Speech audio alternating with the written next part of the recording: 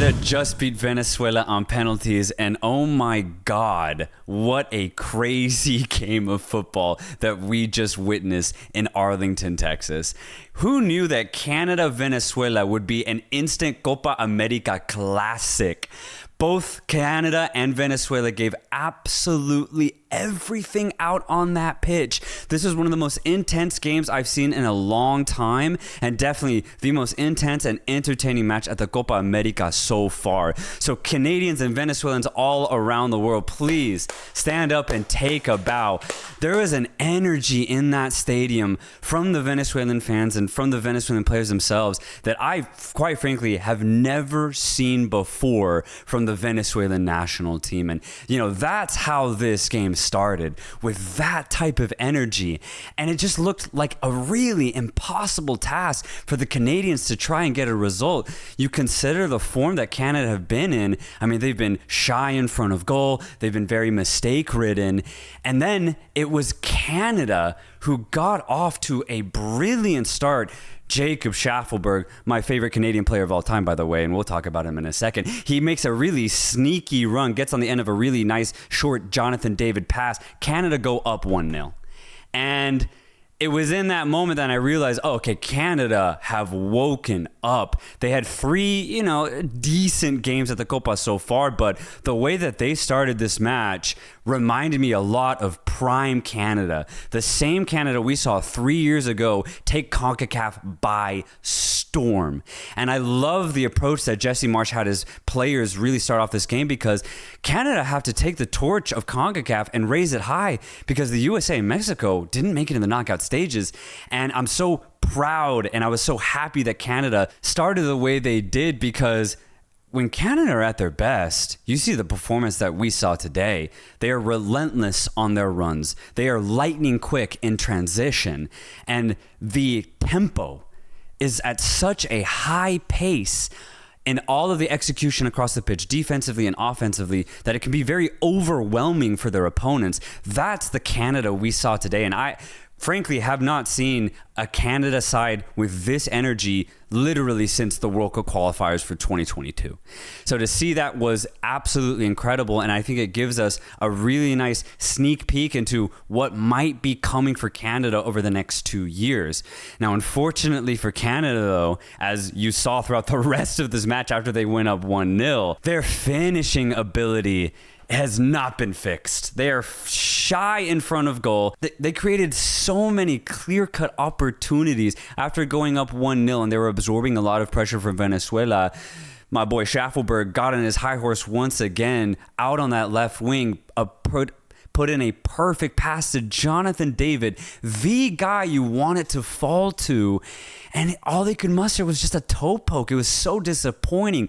That had to end in a goal. It was one-on-one, David and Romo, and Canada really, really messed up that chance, but that wasn't the only time. In the second half, Richie Larea, Kyle Larin, Liam Miller, Jonathan David again, all had clear-cut opportunities, but they all either shagged it, sent it straight to the goalkeeper, got nervous, and just didn't even get a shot off. The chance creation and build-up was so good from Canada, but my goodness, they could not finish. And you could see the frustration in Jesse Marsch, because he was applauding the build-up, but then he was screaming at the inability to finish. It was an incredible sight to see. Somebody please check on Jesse Marsch's blood pressure after this match, because my goodness. But for Canada, not only were they so quick and effective in offensive buildup, but they were there defensively. Venezuela threw as much as they could at Canada throughout the entire game, and ultimately couldn't really craft a clear-cut opportunity. And now let's talk about what Venezuela did really well in this match, because after they went down 1-0, I thought they had the perfect response.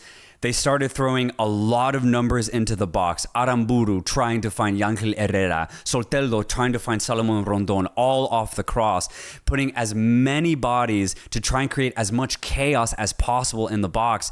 And so many times the Canadian center backs were called to action to get a last touch and to get a last-ditch head on a really brilliant cross from the Venezuelans. So there was so much action in front of Crepo's goal, but I will say the Canadian backline line did an excellent job at making sure nothing was clear cut for Venezuela's offense. And for the rest of the match, it really was just Canada breaking on Venezuela, and Venezuela trying to have a lot of possession and just throwing numbers and bodies at Canada's box. What's crazy, though, is that if you look at the entire 90 minutes, Canada probably should have won this game 3, maybe even 4-1 if they were truly that clinical. And if you don't even want to be that generous, they should have won this game at least 2-1.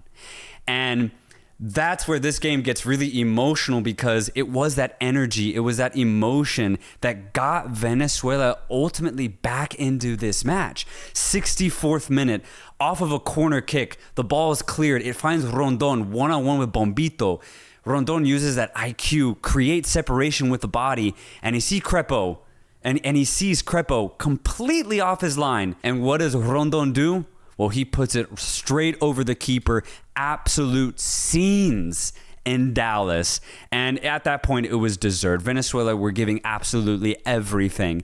But you got to look at Crepo's positioning there. What in the hell is Crepo doing, being that far up off of a corner kick when there was no need for him to get the ball early because they were up 1-0. Just stay at the edge of your box, go maybe 5 yards past that, but that's it. He was damn near at the halfway line. Just really stupid positioning from Crepo, and it cost his team dearly. Bombito also, too, should have been stronger there and stayed tighter on Rondon, but simply didn't. And you can't give a guy like Rondon, one of the best strikers of the last 20 years in South America, you can't give him that type of opportunity, because he will finish, and he is ruthless in front of goal, and that's exactly what happened. Venezuela get the goal back. It's 1-1. But again, I do want to reiterate, even after going up 1-1, Venezuela did have a lot of the ball, but it was Canada with the clearer opportunities.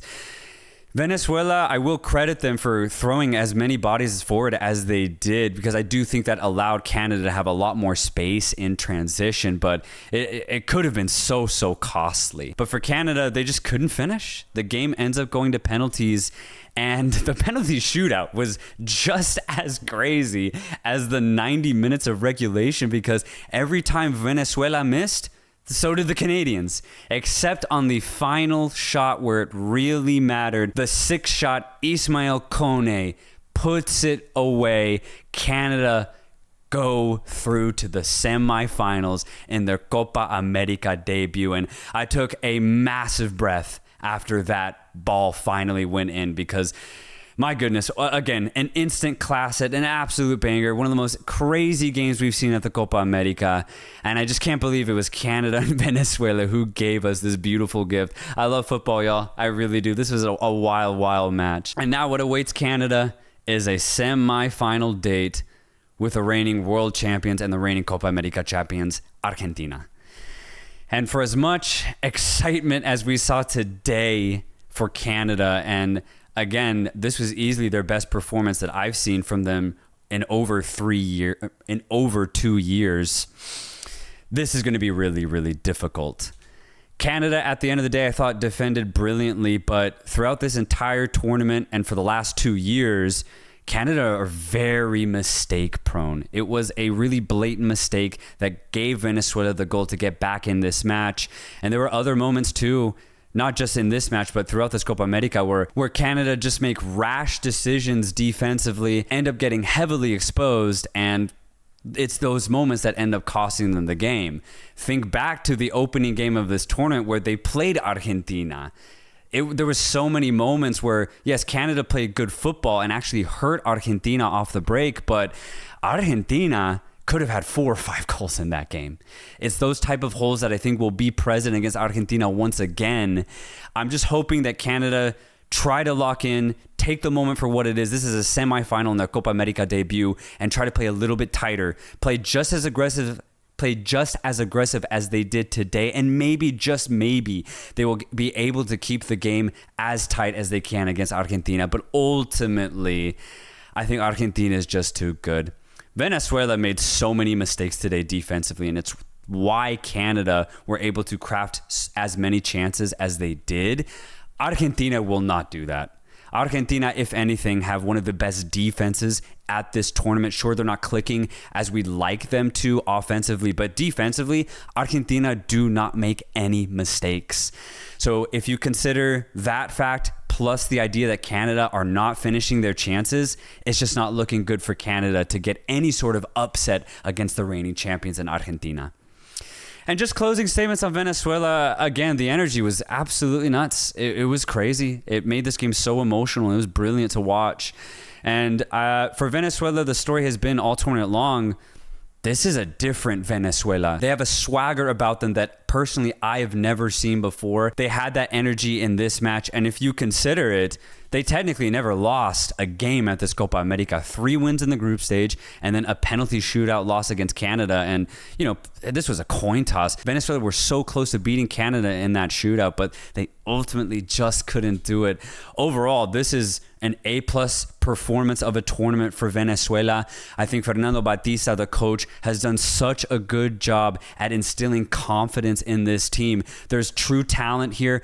Jose Martinez, I think, is one of the better midfielders in the MLS. Venezuela have that. You have really good players like Reynoso Soltero, who I thought was absolutely fantastic today, turning Canadians on a dime every 5 minutes. It was amazing to see. You have a veteran striker in Rondon who can do what he did today and get an outrageous goal. And the back line, Navarro, Ferraresi, Jordan Osorio, and Aramburu were brilliant this tournament. Their one-on-one defending is fantastic. And Aramburu specifically, I really want to highlight. His one-on-one defending is so good.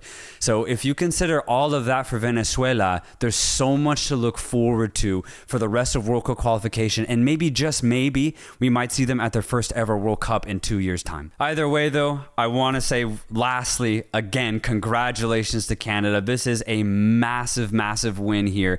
A semifinal appearance in their first ever Copa America. You look at how much Canada has been through over the last 4 years. This is amazing to see. Also consider the fact that there's no USA, there's no Mexico. Canada have done it for CONCACAF, and I cannot wait to see the performance against Argentina in that semifinal.